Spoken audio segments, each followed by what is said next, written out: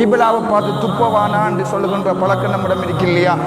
துப்புகின்ற பொழுது கிபிலாவை பார்த்து துப்பக்கூடாது, வலப்பக்கம் துப்பக்கூடாது, இடப்பக்கம் துப்ப வேண்டும்.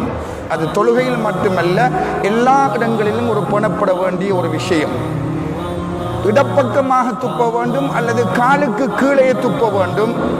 துப்பிவிட்டு அந்த சளியை மூடிவிட வேண்டும் என்ற செய்தியை நாயகம் ஸல்லல்லாஹு அலைஹி வஸல்லம் அவர்கள் சொல்லுவார்கள்.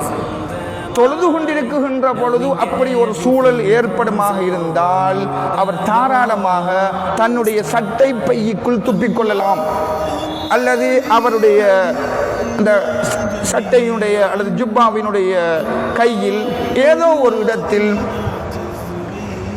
பள்ளிவாசலுக்கு அசிங்கம் ஏற்படுத்தாத வகையில் தொழுகின்ற சந்தர்ப்பத்தில் அது இமாமாக மஅமூமாக யாராக இருந்தாலும் இப்படி ஒரு நிகழ்வை நிகழ்ந்தால் ஏற்பட்டால் நடந்து கொள்ளக்கூடிய முறையையும் நாயகம் ஸல்லல்லாஹு அலைஹி வஸல்லம் அவர்கள் சொல்லுவார்கள்.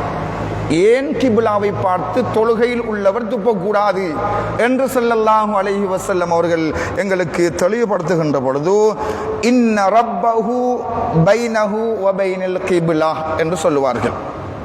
அல்லது அது போன்ற வசனங்களை இன்னஹு யுனாஜி ரப்பா என்று ஒரு வசனத்தை சொன்னதாக, அல்லது ராவி இன்ன ரப்பஹு பைனஹு வ பைனல் கிபிலா என்று சொன்னதாக சொல்லலாம். ஏன் துப்பக்கூடாது என்றால் அவர் தொழுகையில் இறைவனோடு உரையாடி கொண்டிருக்கின்றார். ரெண்டு பேர் பேசிட்டிக்குள்ள துப்பக்கூடாது இல்லையா? அது துப்புறதுக்கு ஒரு ஒழுங்கு இருக்கு. நாம நினைச்ச மாதிரிலாம் துப்ப இயலாது. அப்ப எப்படி துப்ப வேண்டும் என்றத ஒரு பண்பாட்டையும் பெருமானா ஸல்லல்லாஹு அலைஹி வஸல்லம் எங்களுக்கு பாடம் புகட்டுகின்றார்கள்.